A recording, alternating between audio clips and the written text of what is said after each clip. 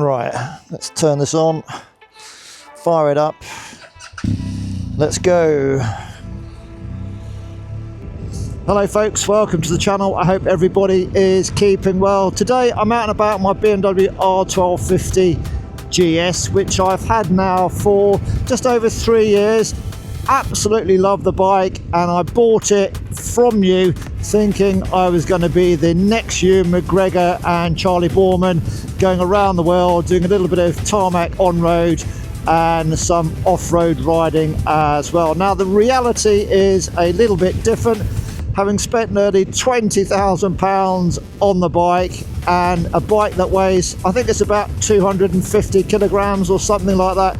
Do you know what? I just haven't got the skill set, and I haven't got the desire to take the BMW off-road and potentially crash it and damage it, and also try and pick 250 kilos up, and that's without any luggage on.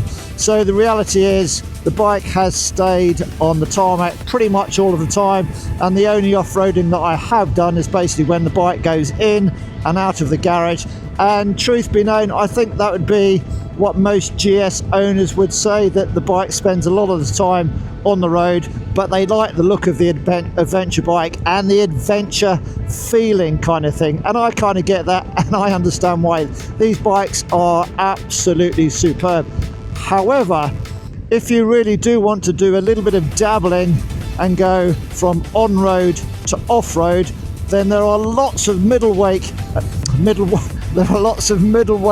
adventure bikes that may be the right tool for the job, and costing about half the price of one of these big manly adventure bikes. So that's what we're going to do today. We're going to try one of these middleweight adventure bikes out and see if that potentially would be the right tool for the job if you wanted to do a bit of on-road riding, getting from A to B, and then when you get to B, you can then go and do some off-road riding and hopefully be able to pick the bike up if you fell off the thing. So today folks, what we're going to do is go down to my local Aprilia dealer, which is called Inmotion, and they've kindly said I can take the Aprilia Tuareg, if I pronounce that correctly, 660 out for several hours, and just give a first ride review of the 2025 Tuareg 660. But before we do any of that, let's roll the intro.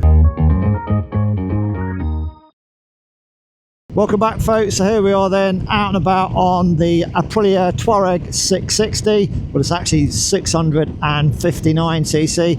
I've been out on the bike now for a couple of hours, and I have to say it's a really good machine. It's not without its faults, but more of that a little bit later on. But what I will say right from the get-go, it does remind me very much so of my 2018-2019 Honda Africa Twin that I used to have, and that is no bad thing, because that Africa Twin was a really good bike, and boy oh boy, I do wish I would have kept it, but I did go and buy a R1250 GS. The Aprilia Tuareg 660, I'm going to say, bit of a spoiler alert, it is a absolutely stonking machine, and don't be put off by the 660 or the 659cc engine. This is a cracking bit of kit.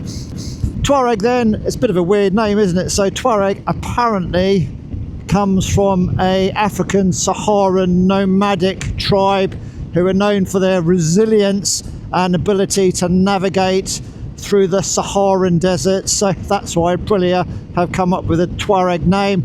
And if you think it's a new name, it's not for Aprilia. The Tuareg name has been out since 1984, when Aprilia named some of their kind of off-road bikes, 125cc bikes, the Tuareg. But this bike has been out in this kind of form since 2022, and obviously this is the 2025 updated model, and I think in the UK this came out in about May 2025, and I have to say it is a really good machine. We've all heard of the Paris-Dakar rally, that infamous rally that went from France down to Dakar, but due to security reasons that no longer happens. So the Paris-Dakar has now gone to, surprisingly, Saudi Arabia. I don't know if it's to do with the money, but there is a race that goes from France down the western part of Africa and goes down to Dakar, and that's been going since 2009, and that's called the Africa Evo race. And surprise, surprise, in 2024 and again recently in 2025, it's the Aprilia Tuareg that has won the race on two wheels. So the Aprilia Tuareg is a good machine with good heritage, and it can do the on-road stuff and the off-road stuff. It's just a very good machine. I really, really like it. But let's talk about the colour options and the pricing. You can get this bike in two colours. You can get this one, which is the Hailstorm White, or the other option is Tornado Green. The base model is going to set you back £10,900. Aprilia currently have got a summer deal. Click on their website, link in the description down below. Oh, it goes around the corners really well. Yeah, link in the description down, and it sounds really good. Link in the description down below. With the summer deal, they're giving you £500 against any machine. That will take the bike's price down from $10,900 to $10,400, or they'll give you £500 off a list of accessories. Potentially get the bike for $10,400. Now, if you want to go all out and go for the rally version, and that looks absolutely stunning, and you want to spend a little bit more money, well, that will set you back £12,400, and I have to say that is a stunning looking machine. And basically it's got beefier suspension, a beefier skid plate, so it's more of an off-road machine, but it does look very nice. So that is the standard price for this model, £10,900. That is the UK RRP, and it really is a good machine. Now let's talk about the accessories you can get with this. As standard, it does come with cruise control. It hasn't got heated grips or a heated seat. Beautiful views. Hydrangea Avenue, full of hydrangeas, looks very pretty.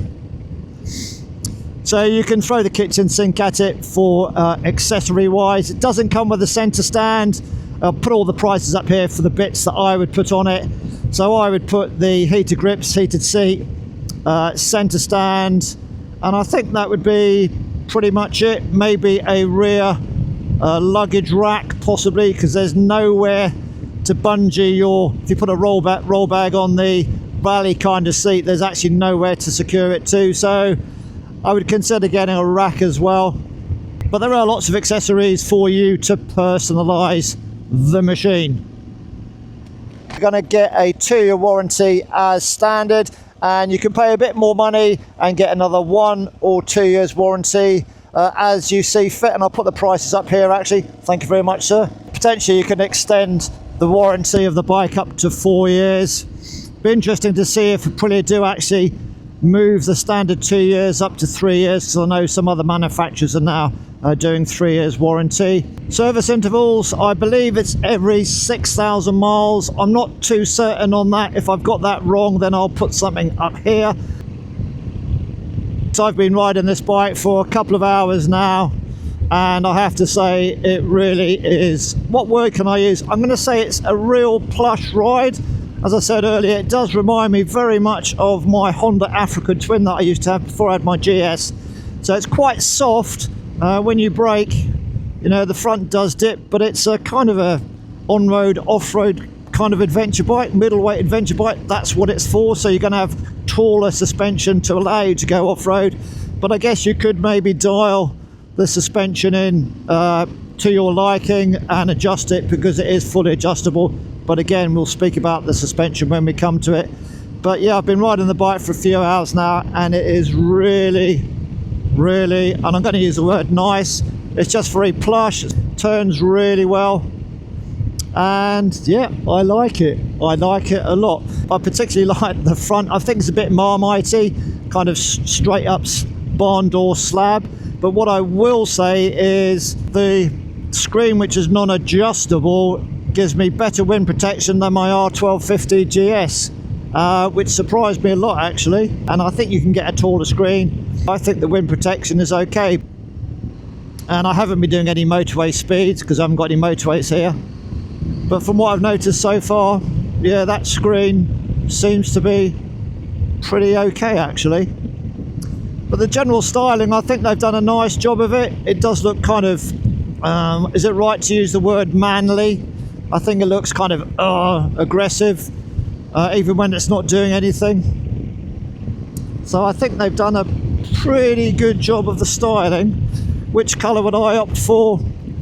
More than likely the rally one actually. But if I was in the market for a middleweight and I was going to go and do some off-roading, but I wanted a bike that was sufficiently powerful, inverted commas, to get me from A to B on the A roads, motorway, dual carriageway, but then was able to then do a bit of off-roading, then yeah, I would I think I would go for the base model, because I think I would cry if I damaged or smashed up the rally version, because that does look very pretty, but it's half the price of the big adventure bikes like the GS, like the KTM. So I mean, I'd never take that off road. Some people do, but I would say, you know, 99.9% of folks just don't take their big adventure bikes off road. It's more of the look and the feeling and I fall into that category, the power of the bigger engines. But folks, I will talk about the power of this bike. I think the best thing to do is actually just go and try them. I think you're going to be really surprised on the power, the usability of the middleweight segment at the moment. Now, I've ridden pretty much all of the middleweight bikes other than the KTM. So I kind of get why they're so popular, because it makes you want to go and explore, go off-road.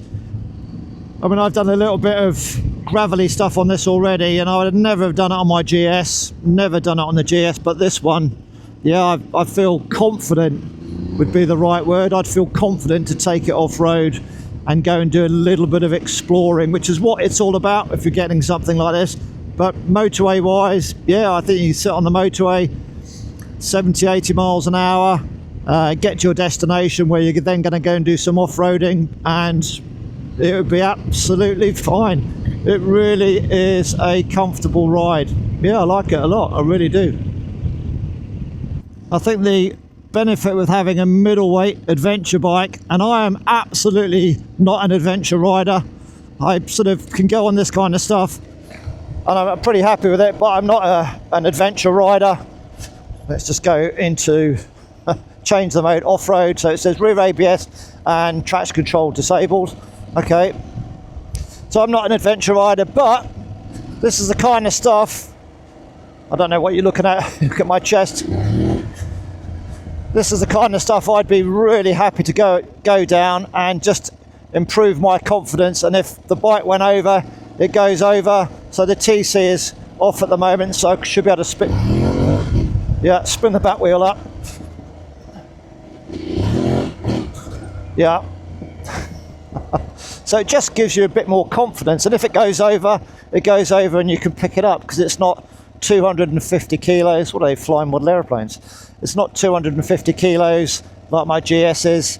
It's I think it's 204 kilos. So yeah, it just inspires confidence, and you can what's the technical term, dick around, I suppose is the technical term. So yeah, it just makes you want to go and explore things. I wish I could go down there, but I can't.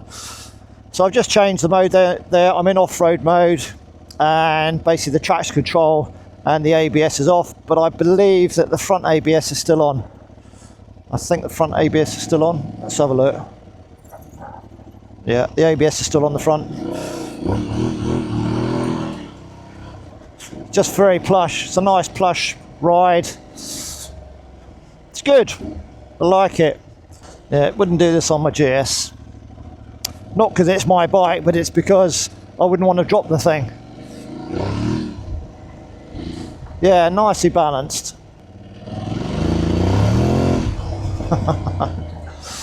a nice throttle control as well. Okay, so we're coming back to the road now, so I'm just going to go from off-road mode and I'm just going to pop it back into explore mode. So I like the styling of the bike. I think it looks purposeful and it just inspires you or gives you more confidence to go do the fire roads and that kind of thing. And if you do have a tip over and off, then it's relatively easy to pick it up and carry on your journey, hopefully with minimal damage. So I do like that, and as a middleweight adventure bike, it just gives you a bit of confidence to go and do some off-roading. So let's talk about the engine then on the Tuareg 660. Well, it's 659 cc's and it puts out 80 horsepower, I believe it is, and 17 newton meters of torque. I'll put all the specs up here so you can have a look at it. And basically it's the same engine from the Tuono and the RS 660.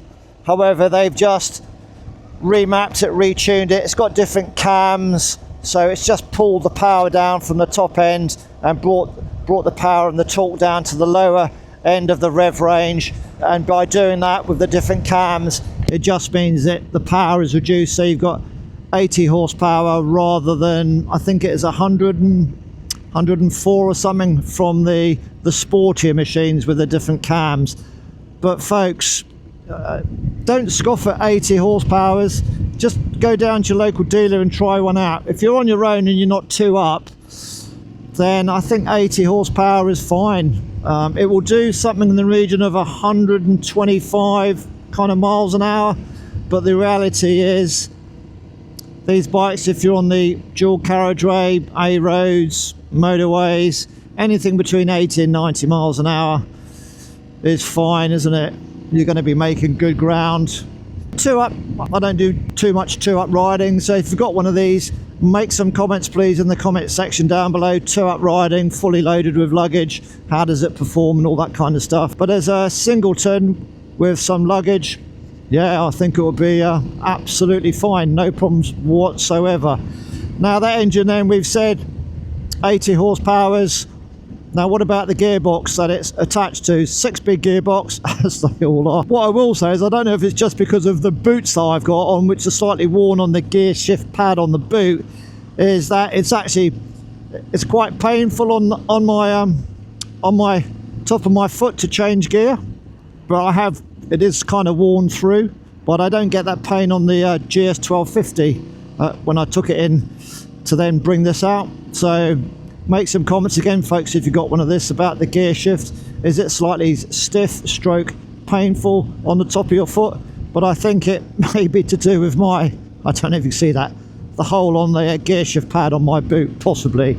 It feels a little bit spongy, the gear shift, but it's fairly positive, but a little bit on the spongy side. And then in relation to the pickup then, so there we go, nothing behind me. Let's slow right down, third gear. There we go, 17 miles an hour. Let's go down to tick over. I'm in explore mode, and then let's just open the taps up. Yeah, nice and smooth. 6th gear, it might not take that. Yeah, it doesn't like that. I did have it in second, and it did kind of just lurch a bit of hunting on and off. But I would say the fueling and the throttle response is pretty okay actually. I think they've done a nice job with the electronic throttle, and of course you get cruise control now that it's got electronic throttle as standard, and then just accelerate away nice and smooth. It may only have 80 horses, but from 3,000 revs onwards, twist it and it just wants to go, and then you get up to about 6,000 revs and then it wants to go a little bit more. So there's enough power to take it, as I said, to top speed of circa 125 miles an hour or thereabouts. But it's got enough go to it, and when you get to about 5,000 revs you just feel a little bit of vibration through the foot pegs. Bit of character really from the parallel twin engine. It's certainly got enough go in it. You wouldn't be disappointed in it. I don't think so. Possibly 2 up maybe with a middleweight engine, but it's certainly got enough pep in it.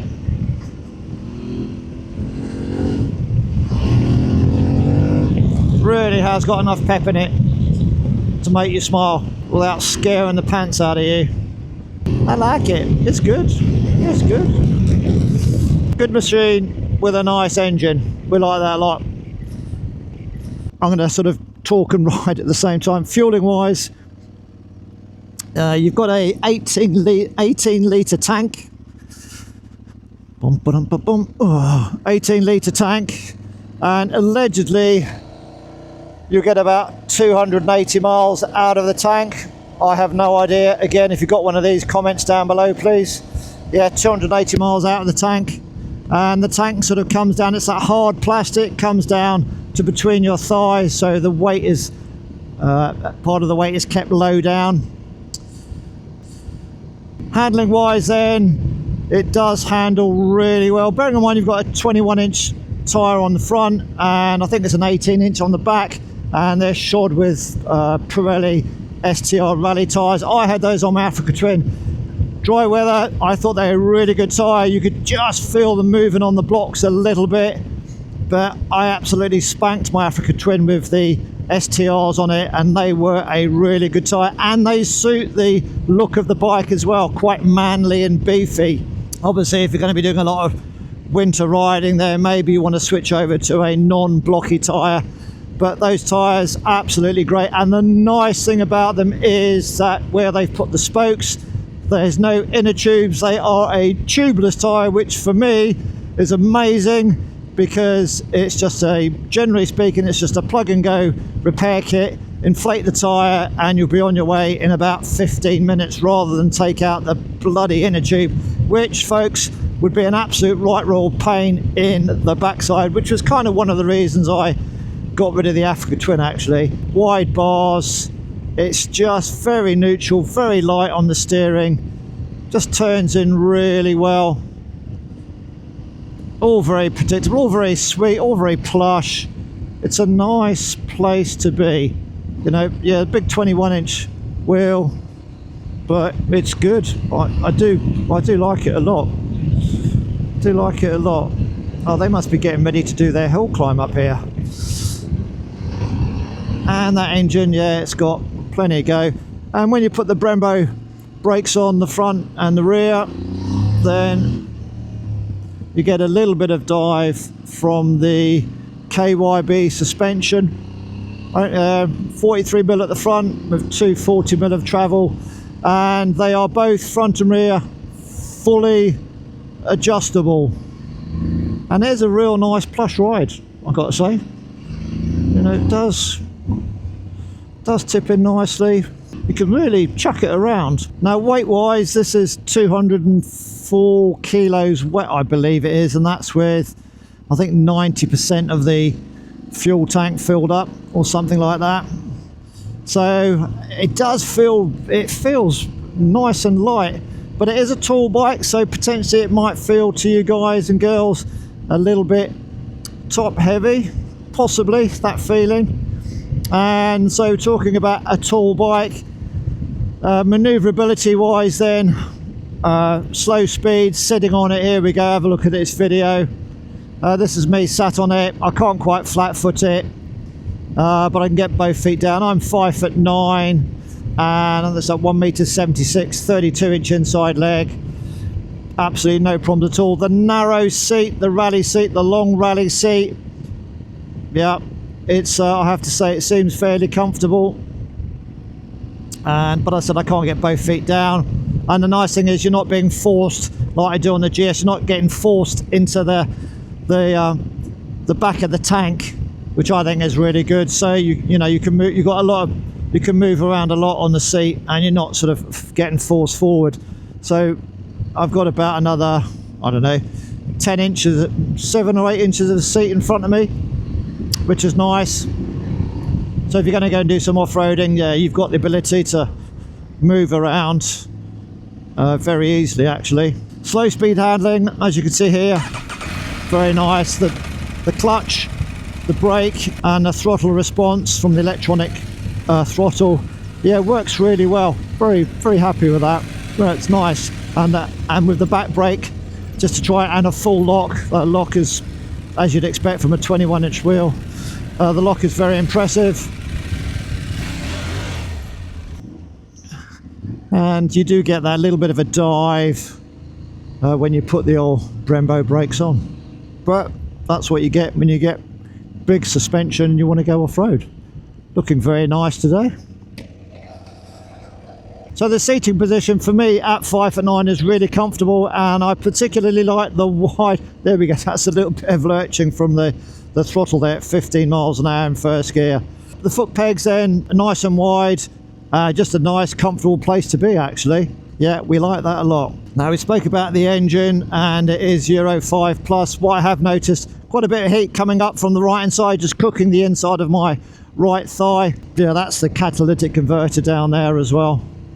Doing that, I guess, doing its stuff.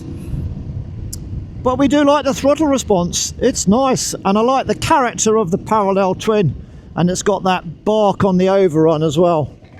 It's all good stuff. All good stuff. Yeah. Hello. Well, that's quite interesting. I've just been chatting to somebody who's come over for a few days on the BMW there, and he subscribes to my channel.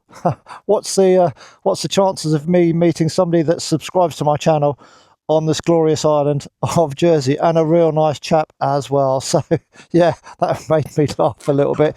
Anyway, back on the Aprilia, and they're going back tonight on the boat, so it's a beautiful day for the crossing, so they should have a very nice crossing back to good old Blighty. So let's quickly bang on then.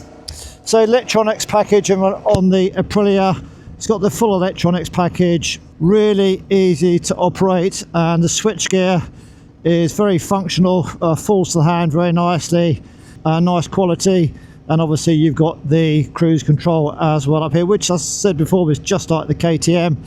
So it really is a nice place to be, and it's very easy to dive into the 5-inch TFT and then just set the various settings within the bike. I'm not going to show you do a deep dive into that. That will be a totally separate video. What I will say is though that the indicators are not self-cancelling, which kind of surprised me. There must be a good reason for that. Thank you. So the indicators aren't self-cancelling. What I have noticed though, if you hold the indicator fully on to the left or right, then they don't actually operate. I thought I'd broken something, but you just have to do it once and then they operate. But if you hold it fully on, they don't operate. The TFT, very easy to operate and find your way around it. You have obviously the rev counter, your speedo, what gear you're in, current time, current temperature, and then what mode you're in. The nice thing in relation to the modes is that each mode that you're in has a different colour. So I'm in explore mode, which kind of is, I'm just going to say it's kind of like a road mode.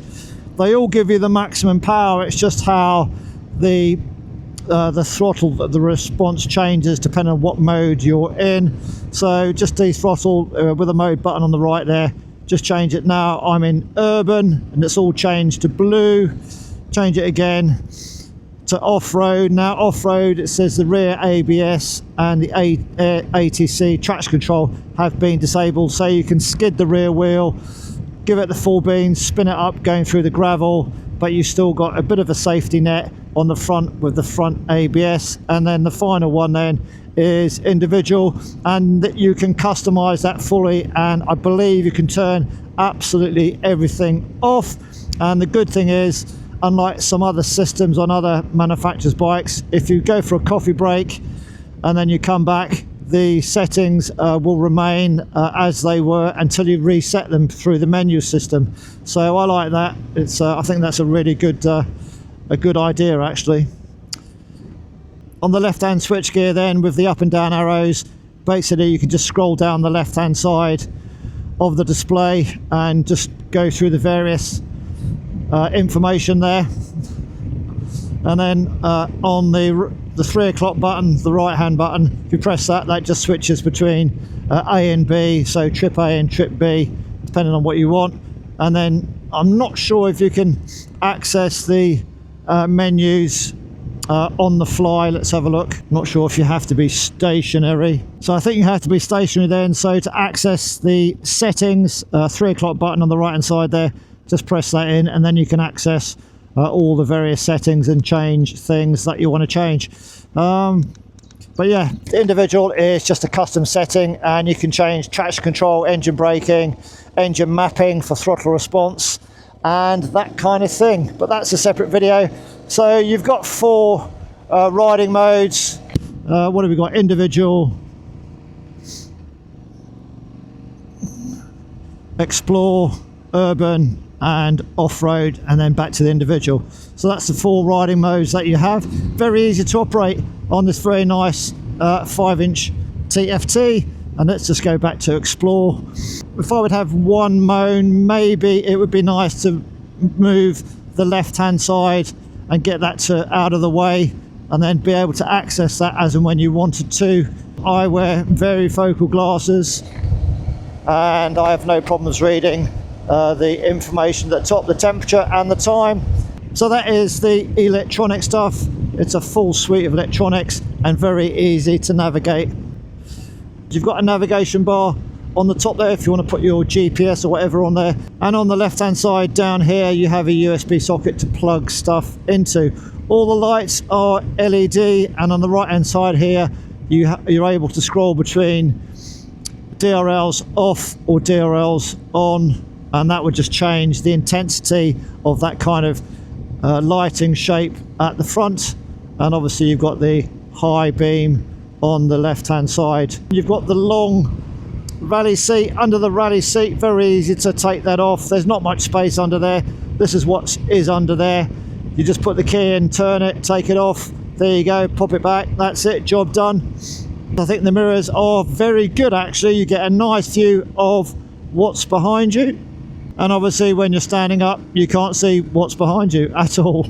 Cruise control then, really easy to operate. All you need to do is move the switch to the left. Green light comes on the dash there, like speedo, and then just over to the left again. That's now solid, that means it's active. And then what you can do is plus it up, so increase it. So and then you get a selected speed in the small dial on there, so 40, let's go for 40 miles an hour. So 40 miles an hour selected, and then disengage it, just hold it in, and then the green light goes off. And I'm sure if you braked it would disengage it as well. So really easy to operate, and it's nice to see that it is a standard feature. Performance wise then, yeah, I'm going to say there's more than enough performance, and you get to about 6,000 revs and you just get that tingle through the foot pegs, which are really comfortable. Not too much through the bars at all really, and very easy to turn the bike in, goes really well. And you do get a bit of dive on the suspension there from those forks, but that's to be expected when you've got such a long fork travel. Yeah, I think it performs really well, and you could just chuck this thing around and you get that induction roar as well. Vehicle on the right, down the box you've got a slipper clutch as well. Turn in nicely with that 21-inch wheel. Yeah, get to 6,000 and it just, whoa, it just goes. It's nice. I like it. Well done, Aprilia. Nice job. So it goes well. It's got plenty of go in it. Maybe 2 up with a load of luggage, possibly. If you've got one of these and you ride 2 up, make some comments down below. That'd be lovely. But high speed work, low speed work, very responsive from the throttle with nice throttle and fueling action. Really like it. Now when it comes to fit and finish, I have to say I think Aprilia have done a fine job. It comes across as a premium machine, and I think everything is put together, screwed together quite nicely. But if you know otherwise, then again, make some comments in the comments section down below. And I particularly like the way, even around the brake reservoir with the handguards there, they've just extended it over there for a bit more protection. But yeah, everything seems to be screwed together very nicely. Things I'd like to see changed on the 660. Well, if it was up to me, it would be nice to have self-cancelling indicators for one, unless it's in there I couldn't find it. And also on the TFT, it would be nice if the speedometer and the gear shift, etc., if it took up like the whole screen, and then the left hand side you just had an option just to move a button, and then they would bring in the left hand side. The rear subframe, well, it's all part of the frame, so if you have a bit of an off and you bend the rear subframe, well, I think it is just, you're going to have to get a new frame if you can't get the subframe area straightened out. Is that a cost effective thing? I don't know. That's about it really. Competition wise then, I've ridden all of these bikes then, so we've got from Honda, we've got the 750 Transalp, been revamped for 25. Good bike, but you know, I just found it a little bit boring, a bit bland really, but a really good bike. Then you've got from Suzuki, I really like their 800, a V-Strom, excellent machine, often overlooked, but you should really go and have a look at that one. Really good motorbike, that, for an all-round dual purpose machine, excellent. I like the engine on that one. And then we've got the Yamaha Tenere. Again, it's had a bit of a revamp for 2025, and yeah, a nice machine. I think that's got more electronics on it for this year. So the competition is really hot for your hard-earned cash. But really, these bikes, if you're going to do some adventure riding with a middleweight, it's got to be a tool. So it has to be the right tool for the job. But I'm more than happy with my 1250 GS because I'm not an adventure rider. In my head I am, but that's about it. And then finally we've got the Aprilia, and I have to say, I think the Aprilia's got a really good machine in the 660. I think it's the most expensive at £10,900. Take £500 off for the summer discount, £10,400. It's got the smallest engine. The power that it produces is really nicely produced from low down, and then it gets going about 6 and then it's off. So it's got a bit of everything. It's nice and smooth, clutch is good, brakes good, a little bit of dive on the front, but it is soft and plush, so it gives a nice ride on the road. And then obviously it's designed to do a little bit of off-roading as well. So I really like this Aprilia. I think they've done a cracking job. I'm really impressed with the screen protection actually, and the wind protection there. Certainly better than my GS. Even with the bigger or the standard screen fitted on my GS, I normally ride with the smaller rally screen, but I've put the standard screen back on, and even with my standard screen on the GS, this screen on the Aprilia is better than my GS. I like the TFT, it's all nice. What else? Everything's easy to operate. Yeah, my right leg gets a bit hot, but I think with that it's getting too hot for me. 26 degrees. My right leg's got a bit hot with the catalytic converter down on the right hand side there, but it's a good place to be. It feels nice and light, very flickable. I think they've done a good job. Would I buy one? If I was in the market for one, it would pretty much be at the top of the list. It goes well for an 80 horsepower bike. Don't just look at figures, look at how the bike performs when you go and take it out for a test ride. You could easily just glance over the figures and go, nah, hasn't got enough. But if you're on your own, not going too up, maybe even if you are going too up, but if you're on your own, I would say, yeah, this would be a good bike.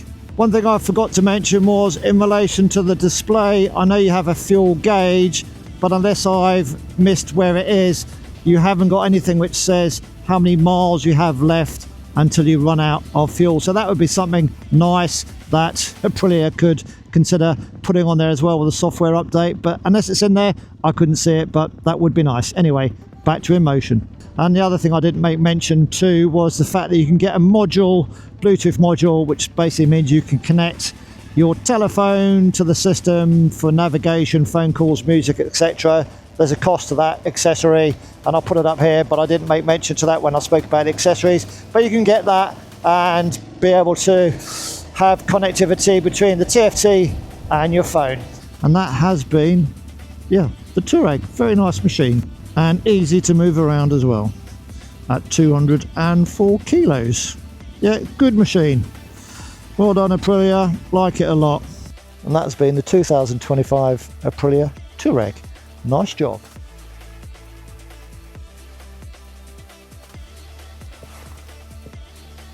is really getting too hot. It really is. Okay? But it's a good machine.